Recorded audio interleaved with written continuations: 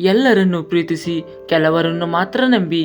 ಪ್ರಪಂಚದಲ್ಲಿ ಎಲ್ಲವೂ ಸತ್ಯ, ಆದರೆ ಎಲ್ಲರೂ ಸತ್ಯವಂತರಲ್ಲ. ನೆನ್ನೆಯ ಬಗ್ಗೆ ಯೋಚಿಸಿ ನಾಳೆಯನ್ನು ಹಾಳು ಮಾಡಬೇಡಿ. ಇವತ್ತಿನ ದಿನವನ್ನು ಸರಿಯಾಗಿ ಬಳಸಿಕೊಳ್ಳಿ. ಯಾರ ಮನಸ್ಸಿನಲ್ಲಿ ನಾನೇ ಸರಿ ಎನ್ನುವುದು ಇರುತ್ತದೆಯೋ ಆತನಿಗೆ ತನ್ನ ತಪ್ಪಿನ ಅರಿವಾಗುವುದಿಲ್ಲ. ಕಾಲ ಯಾರಿಗೂ ಕಾಯಲ್ಲ. ಸಮಯ ಇವತ್ತು ಅವರದಾಗಿದ್ದರೆ ನಾಳೆ ನಮ್ಮದಾಗಿರುತ್ತದೆ. ತಾಳ್ಮೆ ಇರಬೇಕಷ್ಟೇ. ಸತ್ಯವನ್ನು ಹೇಳುವ ಅಭ್ಯಾಸ ಮಾಡಿಕೊಂಡರೆ ಭಗವಂತನಿಗೂ ಹೆದರುವ ಅವಶ್ಯಕತೆ ಇಲ್ಲ. ಸುಳ್ಳನ್ನು ಹೇಳಲು ಪ್ರಾರಂಭ ಮಾಡಿದರೆ ನಮಗೆ ನಾವೇ ಎದುರಿ ಬದುಕಬೇಕಾಗುತ್ತದೆ.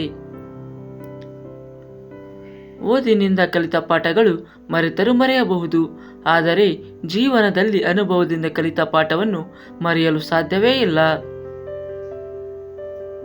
ಜನರಿಗೆ ನಿಮ್ಮ ಮುಂದಿನ ಗುರಿಗಳ ಬಗ್ಗೆ ಹೇಳಬೇಡಿ, ನೇರವಾಗಿ ಮಾಡಿ ತೋರಿಸಿ.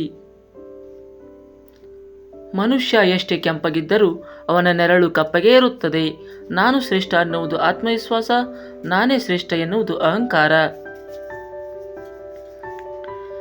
ತನಗೂ ಒಂದು ದಿನ ಸಾವಿದೆ ಎಂದು ಅರಿತವನು ಇನ್ನೊಬ್ಬರಿಗೂ ಎಂದು ತೊಂದರೆ ಕೊಡುವುದಿಲ್ಲ. ತಡವಾಗಿ ಸಿಗುವ ಯಶಸ್ಸು ವ್ಯಕ್ತಿತ್ವ ರೂಪಿಸುತ್ತದೆ, ತಕ್ಷಣವೇ ಸಿಕ್ಕ ಯಶಸ್ಸು ಅಹಂಕಾರ ಸೃಷ್ಟಿಸುತ್ತದೆ. ಬೇಡುವವರಿಗೆ ವರವನ್ನು ನೀಡುವ ಯಾವ ಅಗೋಚರ ಶಕ್ತಿಯೂ ಜಗತ್ತಿನಲ್ಲಿಲ್ಲ. ವ್ಯಕ್ತಿ ತಾನೇ ತನ್ನ ಪರಿಶ್ರಮದಿಂದ ಗಳಿಸಬೇಕು. ಪ್ರತಿಯೊಂದರಲ್ಲೂ ಒಳ್ಳೆಯದನ್ನು ನೋಡಲು ನಿಮ್ಮ ಮನಸ್ಸಿಗೆ ತರಬೇತಿ ನೀಡಿ. ನಿಮ್ಮೆಲ್ಲ ಒತ್ತಡಗಳಿಗೂ ನೀವು ಪ್ರತಿಕ್ರಿಯಿಸುವ ಬಗೆಯೇ ಕಾರಣ. ಆದ್ದರಿಂದ ಸ್ಪಂದಿಸಲು ಕಲಿಯಿರಿ, ಪ್ರತಿಕ್ರಿಯಿಸಬೇಡಿ.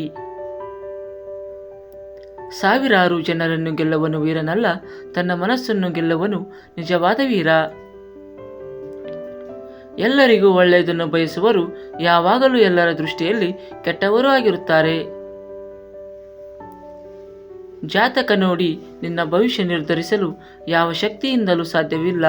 ನೀನು ಮನಸ್ಸು ಮಾಡಿದರೆ ನಿನ್ನ ಭವಿಷ್ಯ ನೀನೇ ಬರೆದುಕೊಳ್ಳುವೆ.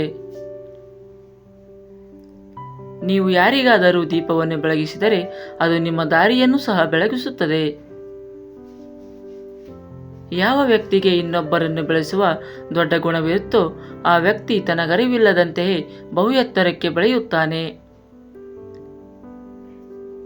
ಅತಿಯಾದ ಯೋಚನೆಯಿಂದ ಏನೂ ಆಗುವುದಿಲ್ಲ, ಬದಲಾಗಿ ಅದು ನಿಮ್ಮ ಸಂತೋಷವನ್ನು ಸಾಯಿಸುತ್ತದೆ. ನಿಮಗೆ ಸಿಗಬೇಕಾದ ಪ್ರತಿಯೊಂದು ಸರಿಯಾದ ಸಮಯಕ್ಕೆ ನಿಮ್ಮ ಬಳಿ ಬಂದೇ ಬರುತ್ತದೆ. ತಾಳ್ಮೆಯಿಂದ ಇರಿ. ಭೂತಕಾಲದಲ್ಲಿ ವಾಸಿಸಬೇಡಿ, ಭವಿಷ್ಯದ ಕಾಲದಲ್ಲಿ ಕನಸು ಕಾಣಬೇಡಿ. ಮನಸ್ಸನ್ನು ಪ್ರಸ್ತುತ ಕ್ಷಣದಲ್ಲಿ ಕೇಂದ್ರೀಕರಿಸಿ. ಜನ ಎರಡು ಕಾರಣಗಳಿಗಾಗಿ ಬದಲಾಗುತ್ತಾರೆ. ಒಂದು ಅವರ ಮೆದುಳು ತೆರೆದಾಗ, ಇಲ್ಲ ಹೃದಯ ಒಡೆದಾಗ.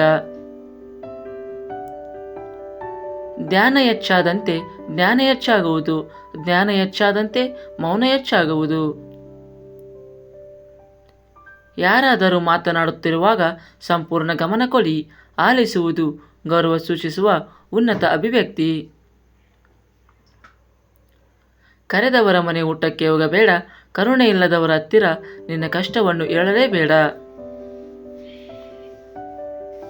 ಮೌನವಾಗಿದ್ದರೆ ಎಲ್ಲವನ್ನು ಎಲ್ಲರಿಂದಲೂ ಕಲಿಯಲು ಸಾಧ್ಯ. ಒಳ್ಳೆಯವರಾಗಿರಿ, ಆದರೆ ಅದನ್ನು ಸಾಬೀತುಪಡಿಸುವಲ್ಲಿಯೇ ನಿಮ್ಮ ಜೀವನ ಮತ್ತು ಸಮಯವನ್ನು ಎಂದಿಗೂ ವ್ಯರ್ಥ ಮಾಡಬೇಡಿ. ಜನ, ಧನ, ಗತಕಾಲದ ನೆನಪು, ಈ ಮೂರು ಸಂಗತಿಗಳು ನಿಮ್ಮನ್ನು ನಿಯಂತ್ರಿಸಲು ಅವಕಾಶ ಕೊಡಬೇಡಿ. ಯಾವತ್ತೂ ಬೇರೆಯವರಲ್ಲಿ ಕ್ಷಮೆ ಕೇಳಬೇಡಿ, ಯಾಕೆಂದರೆ ಅವರು ನಿಮ್ಮ ಮಾತನ್ನು ತಪ್ಪು ಅರ್ಥ ಮಾಡಿಕೊಂಡರೆ ನೀವ್ಯಾಕೆ ಕ್ಷಮೆ ಕೇಳಬೇಕು? ನಾವು ಒಬ್ಬಂಟಿಯಾಗಿ ಇದ್ದರೆ ಅದರ ಅರ್ಥ ನಾವು ಒಂಟಿಯಾಗಿದ್ದೇವೆ ಎಂದು ಅಲ್ಲ. ಅದರ ಅರ್ಥ ನಾವು ಒಬ್ಬರೇ ಎಲ್ಲ ವಿಷಯವನ್ನು ಎದುರಿಸುವ ಸಾಮರ್ಥ್ಯ ನಮಗಿದೆ ಎಂದು. ನಿನಗಾದ ನೋವನ್ನು ಮರೆತು ಬಿಡು, ಆದರೆ ಅದರಿಂದ ಕಲಿತ ಪಾಠವನ್ನು ಎಂದಿಗೂ ಮರೆಯಬೇಡ. ಮೂರ್ಖರೊಂದಿಗೆ ವಾದಿಸುವುದು ಕೆನ್ನೆಯ ಮೇಲೆ ಕುಳಿತ ಸೊಳ್ಳೆಯನ್ನು ಸಾಯಿಸುವಂತಿದೆ. ಸೊಳ್ಳೆ ಸತ್ತರೂ ಸಾಯದಿದ್ದರೆ ನಮ್ಮ ಕೆನ್ನೆಗೆ ನಾವೇ ಹೊಡೆದುಕೊಳ್ಳುತ್ತೇವೆ. ಪ್ರತಿ ಮನುಷ್ಯ ತನ್ನ ಆರೋಗ್ಯ ಅಥವಾ ಅನಾರೋಗ್ಯದ ಲೇಖಕನಾಗಿದ್ದಾನೆ. ಜೀವನದಲ್ಲಿ ಕಲಿಯಬೇಕಾದ ಅತಿ ದೊಡ್ಡ ಪಾಠವೆಂದರೆ ಶಾಂತವಾಗಿರುವುದು. ನೀವು ಬೇರೆಯವರಿಗೆ ಒಳ್ಳೆಯದನ್ನು ಬಯಸಿದರೆ ನಿಮಗೆ ಒಳ್ಳೆಯದೇ ಆಗುತ್ತದೆ. ಇದು ನಿಸರ್ಗದ ನಿಯಮವಾಗಿದೆ. ಪ್ರತಿದಿನ ಹೊಸ ದಿನ ಇಂದಿನದು ಎಷ್ಟೇ ಕಠಿಣವಾದರೂ ನೀವು ಯಾವಾಗಲೂ ಪ್ರಾರಂಭಿಸಬಹುದು. ಈ ವಿಡಿಯೋ ಇಷ್ಟವಾದಲ್ಲಿ ಲೈಕ್ ಮಾಡಿ ಮತ್ತು ಸಬ್ಸ್ಕ್ರೈಬ್ ಮಾಡಿ. ಹಾಗೆ ನಿಮ್ಮ ಫ್ರೆಂಡ್ಸ್ಗಳಿಗೆ ಶೇರ್ ಮಾಡಿ. Thank you.